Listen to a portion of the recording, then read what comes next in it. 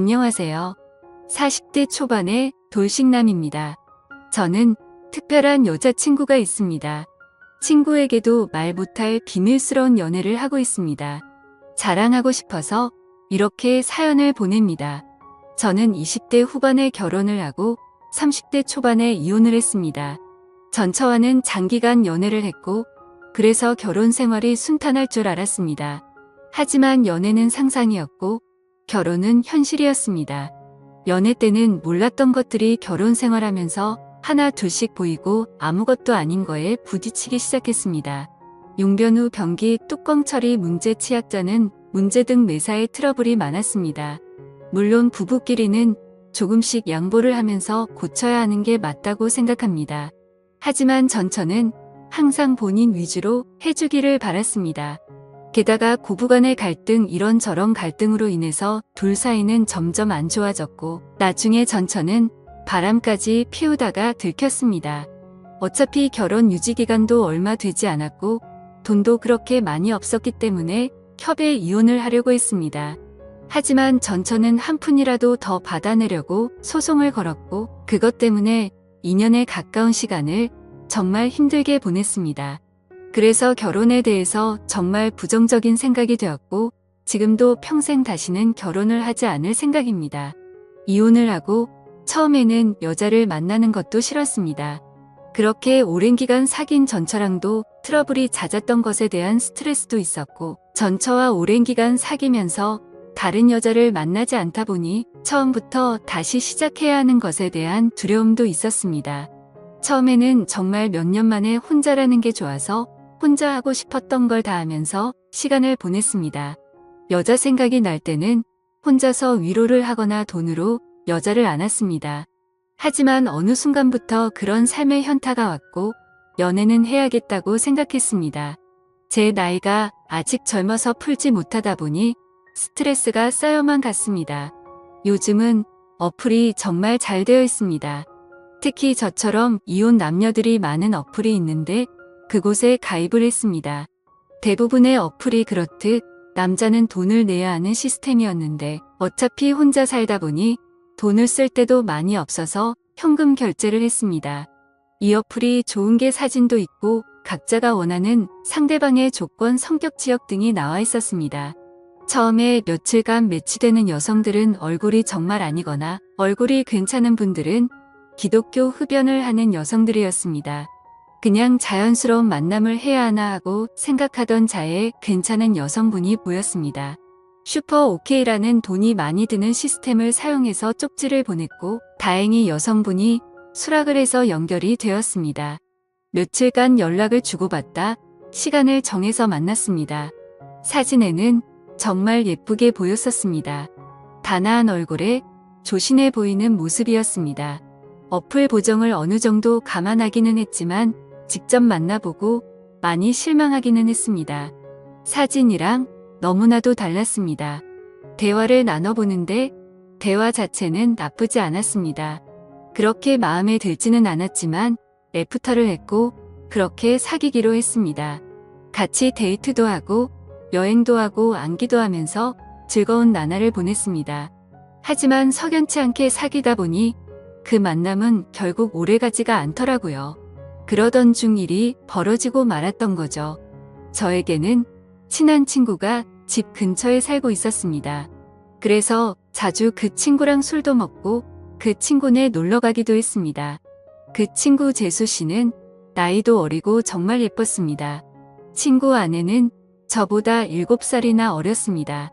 게다가 성격도 애교가 많고 싹싹해서 그 친구네 집에 갈 때는 항상 재수 씨가 좋아하는 음식을 사서 갔습니다. 친구 결혼식 때 얼핏 뵙기는 했는데 친구 장모님은 정말 미인이십니다. 나이도 많이 젊어서 저랑 몇 살 차이나 보이지 않았습니다. 나중에 알고 보니 재수 씨 아버님이 재수 씨 어렸을 때 재혼을 한 것이었고 친엄마랑 다름없이 재수 씨를 키웠다고 했습니다. 그래서 친구 장모님은 친구 아내보다 21살밖에 많지 않았고 우리보다 14살밖에 많지 않았습니다. 하지만 피부도 좋고 얼굴도 예쁘고 몸도 날씬하고 잘 꾸며서 그런지 저랑 5살 정도밖에 차이나 보이지 않았습니다.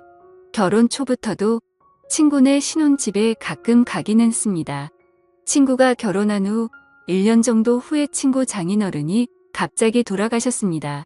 친한 친구이기에 장례식장에 가기도 했고 발인날에 옹구도 도와 친구를 위해서 정말 최선을 다했습니다. 장례가 끝나고 몇 주 후에 친구에게 연락이 와서 밥을 먹기로 했습니다. 장례식 때 도와준 걸 자신의 장모님이 너무 고맙게 생각해서 친구 집에서 밥 한 끼 먹자고 하셨다고 했습니다. 장소는 비록 친구 집이었지만 친구 장모님이 손수 음식을 해주셨습니다. 나이는 저보다 그렇게 많지는 않지만 그래도 오랜 기간 주부로 지내셔서 그런지 정말 음식 솜씨가 뛰어나셨습니다. 결혼식 때 잠깐 뵙고 장례식장에서 초췌한 모습만 봤는데 그날 친구 장모님을 보니 정말 뛰어난 외모를 가지고 있으셨습니다. 친구 아내도 예뻤지만 친구 장모님이 정말 아름다우셨습니다. 사위 친구니 저를 사위처럼 대해주시기는 했지만 저는 약간 여자로 느껴지기도 했습니다. 친구는 예쁜 아내도 있고 젊고 아름다운 장모님도 있다는 게 부러웠습니다. 그렇게 좋은 시간을 가지고 몇 년 지났을 때였습니다.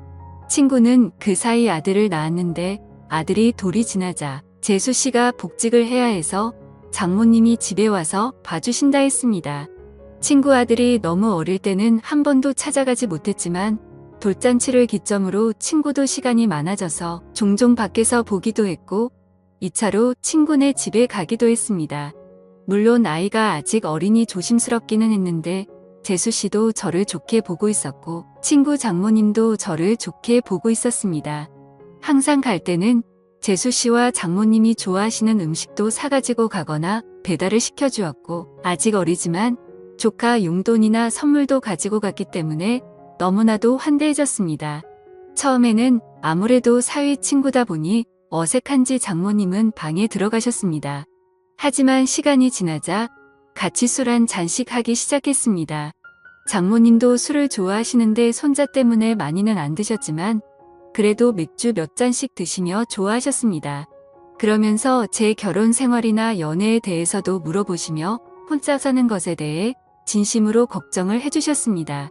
어느 순간 친구를 통해서 반찬도 보내주시고 더 자주 초대해 주셔서 저녁을 대접해 주기도 했습니다.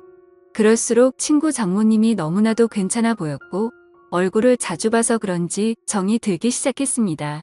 여자친구와 트러블이 많고 스트레스를 받을 때 장모님은 너그럽고 인자한 성격으로 저의 스트레스를 보듬어 주셨고 그럴수록 점점 친구 장모님이 좋아지기 시작했습니다.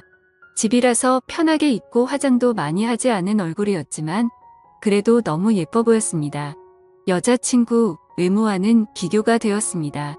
그럴수록 틈만 나면 친구에게 연락해서 친구네 집에 놀러갔고 그러다 보니 더 자주 보면서 친해지게 되었습니다. 여자친구와는 결국에는 헤어졌습니다. 어차피 앉는 것도 눈치 보면서 안아야 하는데 데이트 비용은 또 제가 거의 다 내야 했기 때문에 돈을 써서 젊고 예쁜 여자를 만나는 게 더 낫다는 생각이 들었습니다. 그리고 마음의 친구 장모님이 한번 자리 잡고 나니 여자친구가 마음에 들지 않았습니다. 친구 장모님을 따로 만날 기회가 없었고 항상 친구나 재수 씨와 함께 봤기 때문에 제 마음을 표현하기는 힘들었습니다. 어떻게 연락처를 가지고 있기는 했지만 가끔 안부식으로 몇 번 연락을 한 게 다였습니다. 그러다 어느 날 기회가 왔습니다. 친구가 아내와 아들을 데리고 며칠 해외여행을 간다고 했습니다.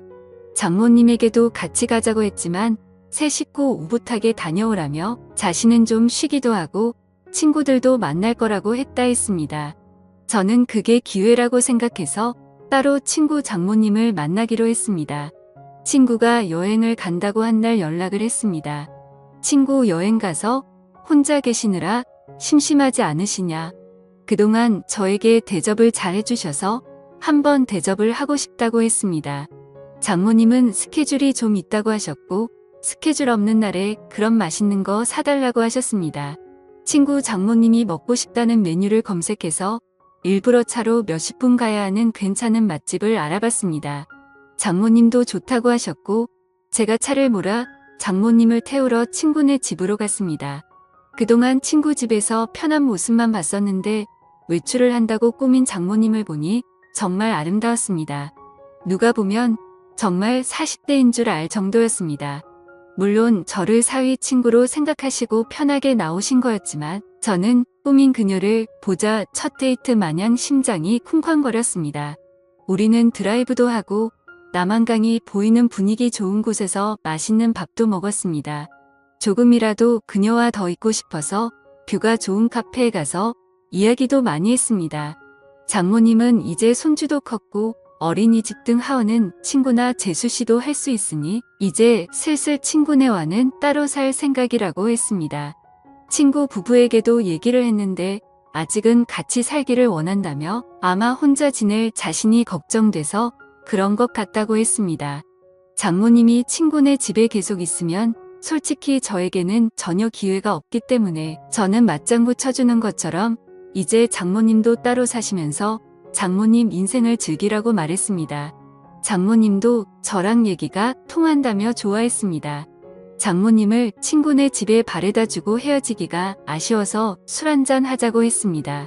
하지만 장모님은 다음 날 아침부터 친구들과 스케줄이 있다며 거절하셨습니다. 며칠 안 남은 친구네 여행 기간에 시간 되실 때 있냐고 물어봤지만 간만에 혼자 있는 기간이라 스케줄을 다 잡아놨다며 친구 부부가 여행 끝나고 돌아오면 집으로 한번 와서 함께 마시자고 했습니다. 저는 너무나도 아쉬웠지만 계속 들이대면 거부감이 들까봐 쿨한 척 그녀를 돌려보냈습니다. 집으로 들어오니 너무나도 아쉬움이 남았고 장모님을 생각하며 스스로 위로를 했습니다. 그 후로 몇 개월 친구네 집에 몇 번 갔고 친구 장모님을 보면서 애틋한 감정은 점점 부풀어 올랐습니다. 그러던 어느 날 친구네 집에 갔을 때 장모님이 보이지 않으셨고 친구는 며칠 전부터 따로 나가서 사신다고 했습니다. 그 얘기를 듣고 몇 날 며칠을 고민하다가 장모님께 메시지를 보냈습니다. 나가 사신다는 얘기 들었다며 괜찮으시냐고 안부를 물어봤고 장모님은 손주가 눈앞에 아른거리지만 시간적 여유도 있고 육체적으로도 편하다고 했습니다.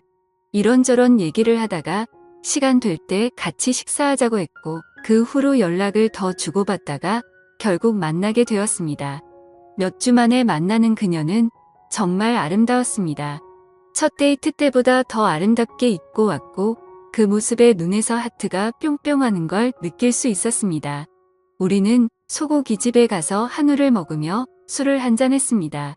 그녀는 다음날 스케줄이 없다며 오랜만에 술을 실컷 마시고 싶다고 했습니다. 고기며 분위기며 모든 게 다 좋으니 술은 술술 들어갔고 장모님도 저도 술에 좀 취했습니다. 장모님은 은근히 제 마음을 알고 있다는 표현을 하면서도 자신이 나이도 있고 관계가 친구 장모님이니 그런 생각은 접으라는 식으로 말했습니다. 그 소리에 처음에는 당황하기도 하고 부끄럽기도 했지만 나이가 뭐가 중요하고 그리고 비밀로 하면 관계가 뭐가 중요냐며 제 마음을 고백했습니다. 어차피 이렇게 끝이 날 거면 제 마음이라도 고백해야 한다고 생각했습니다. 그녀는 제가 술이 좀 과했다며 일어서자 했고 그렇게 그녀를 택시에 태워 돌려보내고 가슴이 너무 아파서 눈물이 났습니다.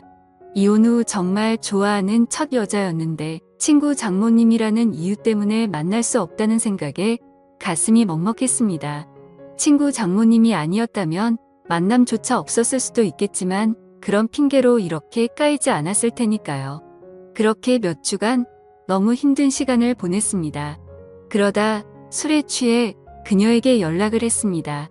정말 좋아하고 잊으려고 노력해도 잘 안 된다고 한 번만 더 만날 수 있냐고 진심으로 고백했습니다. 며칠간 연락이 없다가 그녀에게서 연락이 왔고 그녀의 집 근처 술집에서 만났습니다. 다시 만난 그녀는 여전히 예쁘고 아름다웠지만 표정은 조금 차가웠습니다.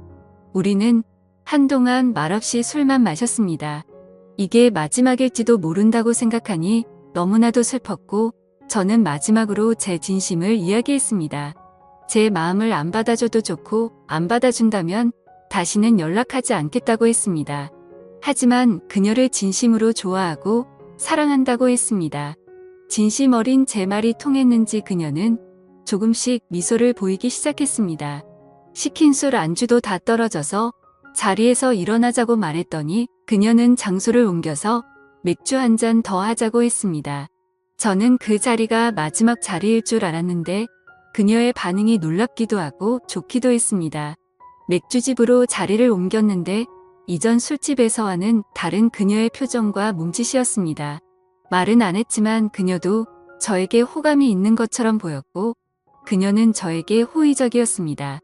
우리는 맥주를 셀 수 없이 마셔댔고 정말 술이 많이 취했습니다. 중간중간 기억이 나지 않지만 정신을 차렸을 때 우리는 그녀의 집에서 술을 더 마시게 되었고 그렇게 그날 이후 우리의 연애가 시작되었습니다. 그녀와 저의 나이 차이는 크게 많이 나지 않아서 전혀 문제될 게 없었고 비밀만 잘 지키며 사랑한다면 아무런 문제가 없을 것 같습니다. 저도 그녀도 서로에게 푹 빠져 있고 이렇게 오랫동안 함께 사랑하고 싶습니다. 어떻게 보면 남들이 손가락질할 관계이지만 저도 혼자이고 그녀도 혼자인데 남들 시선으로는 문제가 되는 현실이 너무나도 안타깝습니다. 이 채널을 가끔 보는데 여기에는 저보다 훨씬 더 현명하신 인생 선배님들이 많으신 걸로 보입니다. 선배님들 인생 정도 되면 지금 제 현실에 대해서 좋은 말씀도 많이 해주시고 격려도 많이 해주실 거라고 판단됩니다.